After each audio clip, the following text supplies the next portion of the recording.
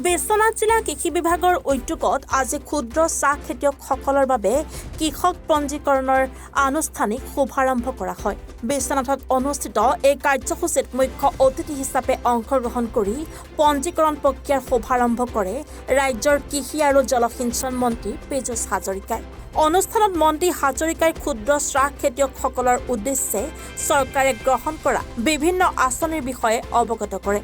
লগতে খেতিয়কসকলৰ সমস্যা সমাধানৰ ক্ষেত্ৰত চৰকাৰে সদায় তৎপৰ বুলিও তেওঁ আশ্বাস প্ৰদান কৰে। এই অনুষ্ঠানতে মন্ত্ৰীগৰাকীয়ে সংবাদ মাধ্যমৰ জৰিয়তে যিসকল সাৰ ব্যৱসায়ীয়ে কৃষকসকলক অন্যায় কৰিছে সেইসকল সাৰ ব্যৱসায়ীক শেষ সকিয়নি প্ৰদান কৰে আৰু আজিৰ পৰা যদি কৃষকৰ লগত অন্যায় কৰি এজনো সাৰ ব্যৱসায়ী ধৰা পৰে তেনেহ'লে জেললৈ যাবলৈ সাজু থাকিবলৈ সকিয়নি প্ৰদান কৰে আৰু ক্ষুদ্ৰ চাহ খেতিয়কসকলৰ সমস্যাসমূহ অতি শীঘ্ৰে সমাধান কৰাৰ প্ৰতিশ্ৰুতি প্ৰদান কৰে। উক্ত অনুষ্ঠানত নৱনিৰ্বাচিত বিশ্বনাথ সমষ্টিৰ বিধায়ক পল্লৱ লোচন দাসেও ভাষণ প্ৰদান কৰে। তেওঁ মন্ত্ৰীগৰাকীক আদৰণি জনোৱাৰ লগতে কৃষি বিভাগৰ বিভিন্ন অভিলাষী আঁচনিসমূহৰ বিষয়ে খেতিয়কসকলক অৱগত কৰে আৰু সকলোকে এই আঁচনিৰ সুবিধা গ্ৰহণ কৰিবলৈ আহ্বান জনায়। সভাত উপস্থিত ক্ষুদ্ৰ চাহ খেতিয়কসকলে তেওঁলোকৰ বিভিন্ন সমস্যাৰ কথা মন্ত্ৰীৰ আগত দাঙি ধৰে। বিশ্বনাথ জিলাত কেঁচা চাহপাতৰ মূল্য ঘনাই উঠানমা কৰাৰ বাবে খেতিয়কসকলে আৰ্থিকভাৱে লোকচানৰ সন্মুখীন হৈ আহিছে। চাহপাতৰ ন্যূনতম সমৰ্থন মূল্য নিৰ্ধাৰণ কৰি দিবলৈ চৰকাৰক আহ্বান জনায়। ইউৰিয়া সাৰৰ অধিক মূল্যৰ বাবে জিলাখনৰ প্ৰায় 12,000 ক্ষুদ্ৰ চাহ খেতিয়কে খেতিত ব্যয় বহন কৰিবলৈ অসুবিধা পাইছে। বহু ক্ষুদ্ৰ চাহ খেতিয়কৰ মাটিৰ পট্টা নথকাৰ সমস্যাটো সভাত উত্থাপন কৰা হয়। এই সমস্যাসমূহৰ স্থায়ী সমাধান বিচাৰি বিশ্বনাথ জিলা ক্ষুদ্ৰ চাহ খেতিয়ক সন্থাৰ তৰফৰ পৰা মন্ত্ৰীগৰাকীক এখন স্মাৰক পত্ৰ প্ৰদান কৰা হয়। কেইদিনমানৰ আগতে আজিৰ পৰা 5 দিন আগতে ভাৰত চৰকাৰে মুখ্যমন্ত্ৰী ডাঙৰীয়াৰ বিশেষ অনুৰোধত আমাৰ ক্ষুদ্ৰ চাহ খেতিয়কসকলক কৃষক হিচাপে স্বীকৃতি দিছে।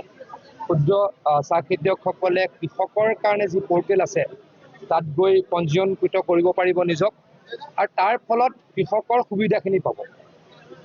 পৰ্যায়ক্ৰমে কোনোবাই সাৰ পাব, কোনোবাই জলসিঞ্চনৰ সুবিধা পাব, কোনোবাই ট্ৰেক্টৰ পাব, কোনোবাই পাৱাৰ টিলাৰ পাব, ফচল বীমা যোজনাৰ আঁচনিৰ সুবিধা পাব। মুঠৰ ওপৰত কৃষকে যিখিনি সুবিধা পায়, সন্মান পায় আৰু যিখিনি অলপ আৰ্থিকভাৱে সচ্ছল নহয় চাহ খেতিয়ক, ক্ষুদ্ৰ চাহ খেতিয়ক, তেওঁলোকে PM কিষাণৰ আঁচনিৰ অধীনত 6,000 টকাৰো বছৰত পোৱাৰ ব্যৱস্থা কৰা হ'ব। আজি বিহালীত আৰু বিশ্বনাথ চাৰিআলিত ইয়াৰ সজাগতা বা ৰেজিষ্ট্ৰেশ্যনৰ কাৰণে 2খন সভা কৰিলোঁ। অত্যন্ত সুখী হৈছোঁ। আমাৰ ক্ষুদ্ৰ চাহ খেতিয়কসকলে আদৰণি জনাইছে, তেখেতলোকৰ কিছু সমস্যাৰ কথাও কৈছে। আমি এই সমস্যাৰ বিষয়ে কাম কৰিবলৈ পৰৱৰ্তী সময়ত চেষ্টা কৰিম। প্ৰসংগত গৈছিলে নতুনকৈ মন্ত্ৰী বহুত কথাটো শিকিহে আছোঁ। আজি অলপ আগত এইটো কথা মোক বিহালীতো ক'লে, ইয়াতো ক'লে যে এই অঞ্চলত যোনে সাৰ বিক্ৰী কৰে, সাৰৰ ডিলাৰসকলে ইউৰিয়া সাৰৰ লগত আৰু 4-3 বিধ কনফাৰ্ম কিনিবই লাগিব, বুলডোজ কৰে, মানে বাধ্য কৰে। অকল ইউৰিয়া কিনিলে আনিলে নহ'ব আৰু 3-4 বিধ মন নাথাকিলেও বা ব্যৱহাৰৰ কাৰণে কাম নাথাকিলেও কিনিবই লাগিব, এনেকুৱা এটা ব্যৱস্থা কৰে। এই কামটো যদি অসমৰ কোনোবা অন্য অঞ্চলতো কৰি আছে, আজিয়ে সকলোকে সতৰ্ক কৰি দিলোঁ, এইটো কাম আজি এতিয়াৰ পৰাই বন্ধ কৰক। যদি চলি থাকে জেললৈ যাবলৈকে সাজু হওক। কৃষকক অন্যায় কৰাৰ কামটো কোনোপধ্যে আমি কম্প্ৰমাইজ নকৰোঁ, সকলোকে সকীয়াই দিছোঁ। আজিৰ পৰা এই মুহূৰ্তত যদি কোনোবাই গম পাইছে বন্ধ কৰক, নহ'লে পৰিণতি ভাল নহ'ব। কাৰণ এইটো অন্যায়। কোনোবাই ন্যায় কৰি আছে, তেওঁৰ বিৰুদ্ধে আমি অন্যায় নকৰোঁ। তেওঁলোকে অন্যায় কৰি আছে, অন্যায়ৰ বিৰুদ্ধে কৃষকক ন্যায় দিবলৈ যাম। তাৰ কাৰণে যি ব্যৱস্থা হাতত ল'ব লাগে হ'ম, তাত কোনো কম্প্ৰমাইজ নকৰোঁ। বিশ্বনাথৰ পৰা জাহাংগীৰ হুছেইনৰ ৰিপৰ্ট, এনি ভাৰত 24।